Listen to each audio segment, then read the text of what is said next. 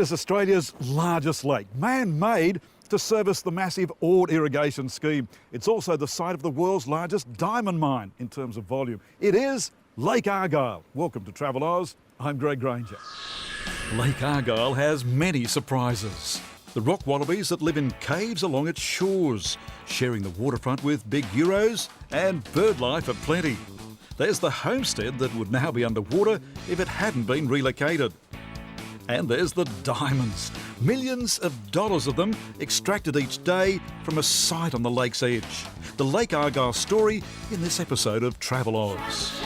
1 frost morning, 2 frost morning, 3 frost morning, 4 frost morning. Also ahead, the biggest gathering of buskers in Australia. Coffs Harbour is the venue. The two Tims are reporters. And the biggest flower show in the Southern Hemisphere. Canberra blooms for this magnificent springtime festival.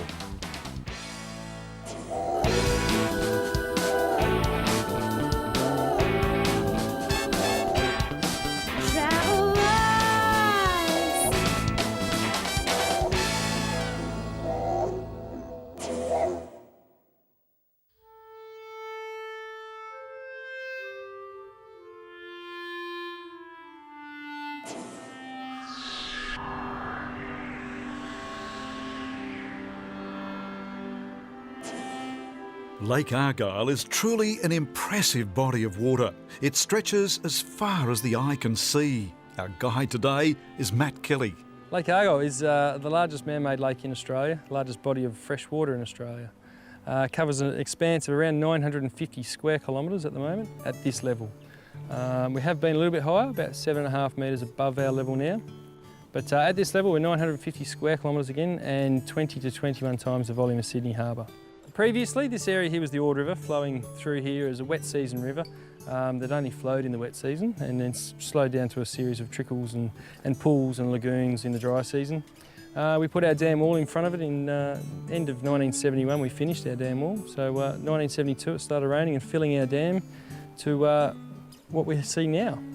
It's a bit of everything really. It's the remote location, the challenges remote locations bring, and just the sheer beauty of the place. Matt is boating me today over Lake Argyle to see some of its wildlife, like rock wallabies and Euros. First off, you're showing us these beautiful little rock wallabies. Yep. So they're short-eared rock wallabies, a small marsupial, which lives around the caves and the cliff areas of Lake Argyle and the East Kimberley. So you've found their homes, you know exactly where to go to. Oh yeah, yep. No, they're very timid, very shy. They are very shy. Not only the rock wallabies, now we're seeing, you'd call this a Euro. Euros or wallaroos, yeah. Big, this one. They are big, yeah. That's a male. Males do get quite big, almost as big as a kangaroo. Big lizards also stalk the banks of Lake Argyle. We boat very close to this lace monitor as it disappears below the water. Water that is home to hundreds of freshwater crocs. So we know there are crocs here. These are freshies here. These are freshies, yeah. So they're not going to take these wallaroos? No, definitely not, no. Maybe a small rock wallaby if times were tough, but we have an abundance of fish in this lake, which is the crocodile's main diet. So they won't generally eat the little wallabies and birds as well. This is a special little inlet you're taking us into now. A lot of bird life here. A lot of bird life in here, yeah. It's very special. There's a lot of egret, black-winged stilts, a lot of duck. We have whistling ducks in here, hardhead ducks. There are a few Rajah shell duck among the shoreline there. So yeah, there's lots of birds. On the shores of Lake Argyle, we inspect a homestead that has been relocated to here. Durack Homestead was built in 1894 on land that is now well covered by the waters of Lake Argyle.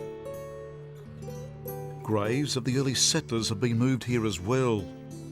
Today, its new residents include a bowerbird who's built his bower here.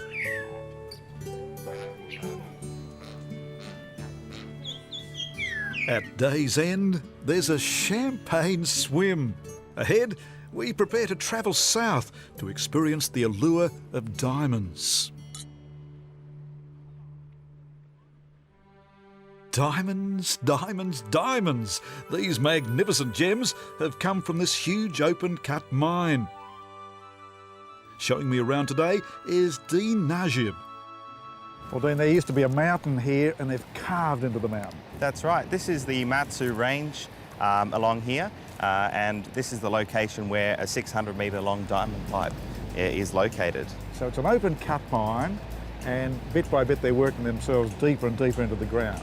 They started off at the top in roughly 1985, and they've been working their way level by level all the way through to reach the base where they're at now. So by far Australia's biggest diamond mine, biggest diamonds found right here. Well, Argyle is actually the world's largest producer of diamonds. It produces between 30 to 40% of the world's diamonds, and that comes out of the pit here. The actual open cut pit will only continue till about 2010, so we've got another year and a half of open cut pit mining, and then they're going to continue underground, and that'll extend the life of the mine for another 8 years till about 2018. Down onto the mine floor, Dean takes us to watch as giant crushers extract diamonds from the rocks. Okay, Dean, they've collected the rock, obviously getting it ready to crush.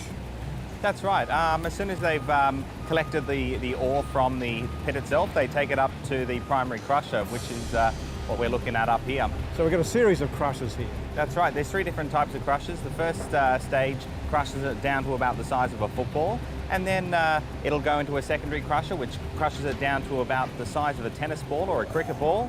And then finally it goes along this conveyor belt here into the third machine, and that crushes it down roughly to about 15 millimetres in size. And that's a high pressure rolls crusher. Hey, Dean, we're not seeing too many people down here. No, not at all. The entire process is automated. It's controlled in the control room. The only time you actually see workers down here is when people are doing maintenance or repairs.